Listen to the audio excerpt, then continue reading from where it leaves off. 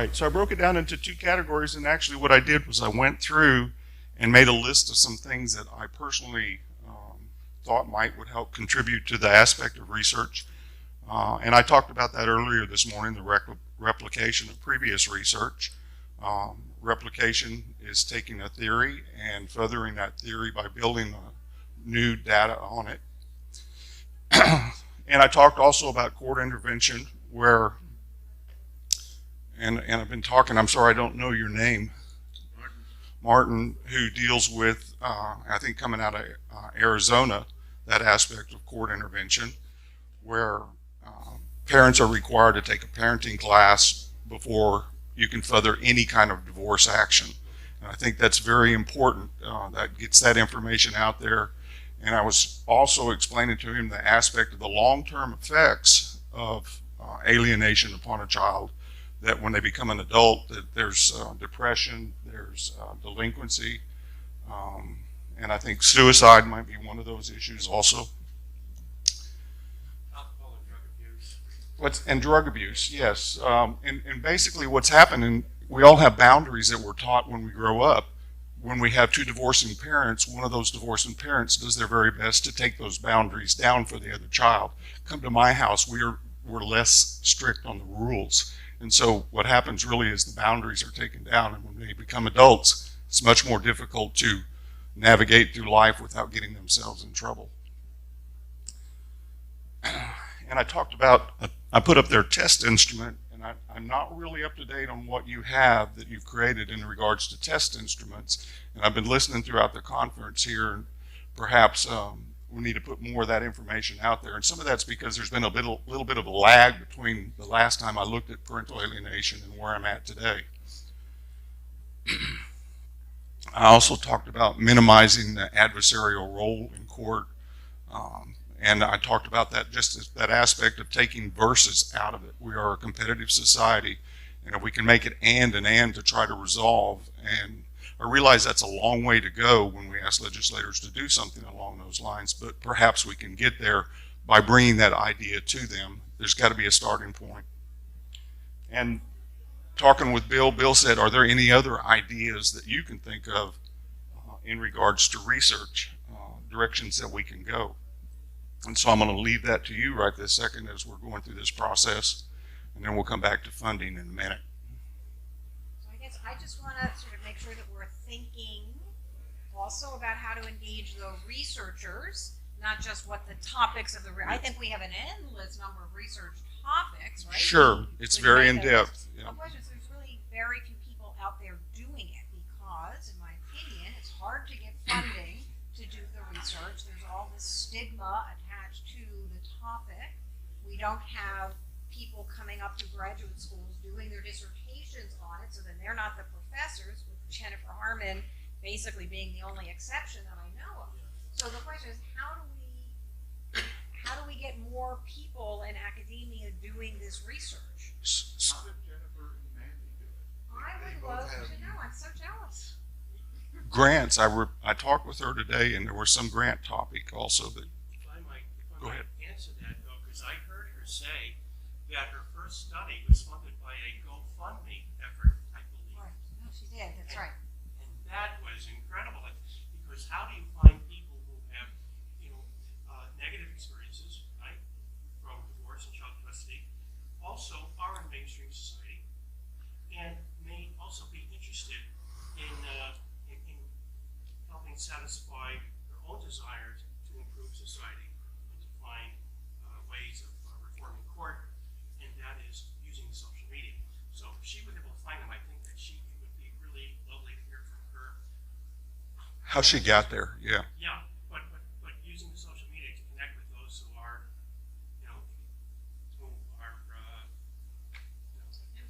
impacted, exactly. So I mentioned grants, and I know that there was just a little bit of conversation of that. Is where I came from with the police department, there was a group that totally focused on grants. They went out looking for every entity that had grant money available and looking to see how they can fit that in. That's something that I don't know if we have, but to me would be worthwhile.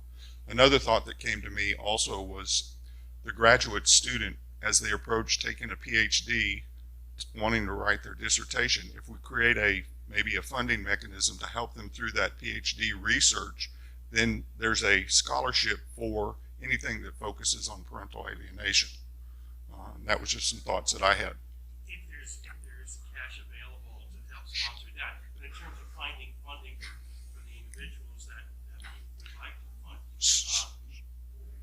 No, I'm still thinking, and as you're talking, that aspect of, do we have some way or another to put any of the monies that come into the PASG group through donations towards the scholarship, or even ask if they would mandate that this is scholarship funds coming in. The question is, we do get donations, and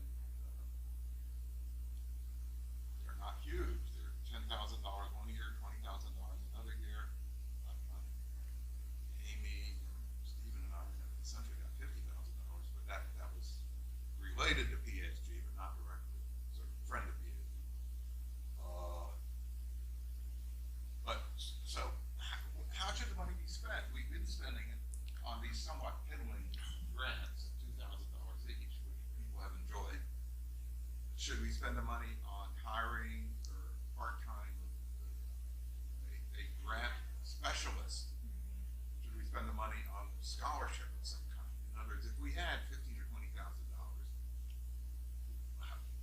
what would be the best way to spend it? If our goal is to generally increase research and not simply increase it a little bit here and a little bit there. So can I just, this is my personal goal, is not necessarily to increase research, but to increase researchers.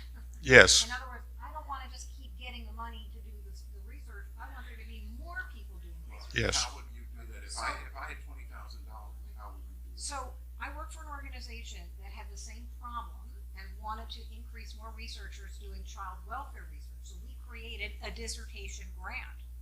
We could not find takers. Why? And we were giving $30,000 a year up and down the Eastern Seaboard. We sent emails to every dean of every college and every psychology department. We'll give you this much money, for any graduate student. So here's the problem. For a problem. By the time somebody has entered that university, they already pretty much know who they're going to do their dissertation with. Yeah. Yes. And if there's not a sponsor, so there's very, very, very few child welfare researchers, way more than parental alienation researchers, but very few. So if you're at, Boston University, I'm just picking that randomly, you're not going to be able to do a dissertation on child welfare. Yeah, your major professor is not in that area. That's right. Yeah, that's what I thought when exactly that is. If your major professor's not interested in that topic, You can't do it. So we Yeah. actually gave up the dissertation grants and we just spend the money doing our own research because we couldn't find enough people to take it. If I might suggest, there are some universities that have much more flexibility in the design of doctorate education and doctoral work.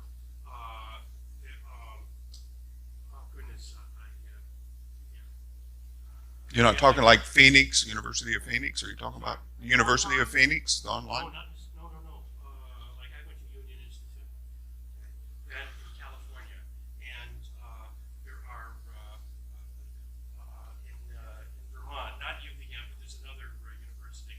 But some of these universities are much more open-minded, much more progressive, much more encouraging of independent thinking.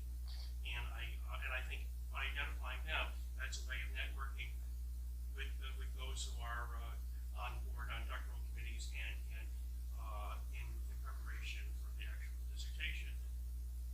You've got a direct lead in, and I think that'd be helpful.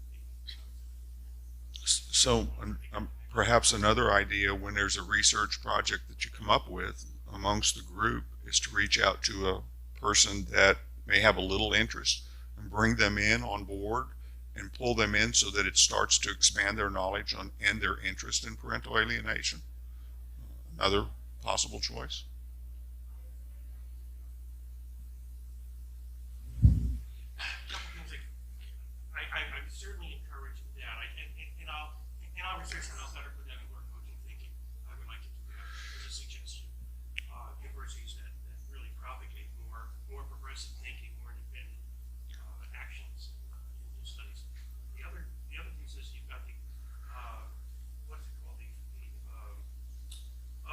PC, and it's the Grand Library, and I'm sure many people are familiar with that. It's a subscription-based Foundation database. Center? That's it, Foundation Center. And it might be possible that if PASG were to subscribe to that, I don't know how expensive it is, I understand that it's pricey, but it might be that there might be an introduction of certain levels of membership for the PASG, which are paid members. One very innocuous, but others that if you want to use the database, for instance, that maybe there's a $50 annual fee or $100 annual membership for the database. That money can be used to subsidize the Foundation Center database. I think But I'm those are two. trying to think of the practical steps for an organization like this to move in that direction. A mentoring role. Well, there are professors who do this. There are major researchers. One's there, one's in Australia, one's in Colorado. You're doing some. Edward Crook does research in Canada. Maybe Eichler in Texas, we did some work together. What about getting all those people on our research committee and helping them have more graduate students who are interested in their areas, and also looking for other people to join. And others would, the question is, how do you do it? How does an organization, we have 600 members, how does an organization accomplish anything? You have to get a committee with the people in the committee who actually have some power and interest in doing something. So it seems like to me we should double the size of the research committee. We should get every person on it in PASG who actually does significant research, and ask them how can they increase their influence. Any other ideas? Any other thoughts? It's okay. You should be on the committee. Yeah. I would love to be on the committee. Oh, thank you. See, right now the research committee does somewhat piddling things. Every year we give them $10,000 and they give $2,000 to 5 people. That's fine. That was a great start. But if we're going to be more Expanding. Yeah. we need to double the size of the committee and ask them, charge them with this mission. So if you look at Roner's at UConn, right, University of Connecticut, it's a Department of Family Studies, very research-based organization. And people that have published, current researchers that are cited in presentations that people make, got to contact those researchers that have published. But when you say you've got to do it, I'm not. No, but I'm saying it's a, You have You to. it's a have tactical to. You have approach. to. They're like- Correct. To Yes. do it. Yes, yeah. But I'm just putting together, no, it's suggesting what might be in the plan. I don't even know if I have anybody at the University of Houston. I'd be happy to be a part of it. I would love to. That were your professors, yeah.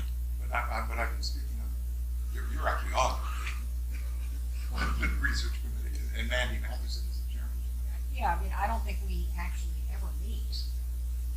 When money comes down, we receive proposals, We're but, talking about a whole elevated.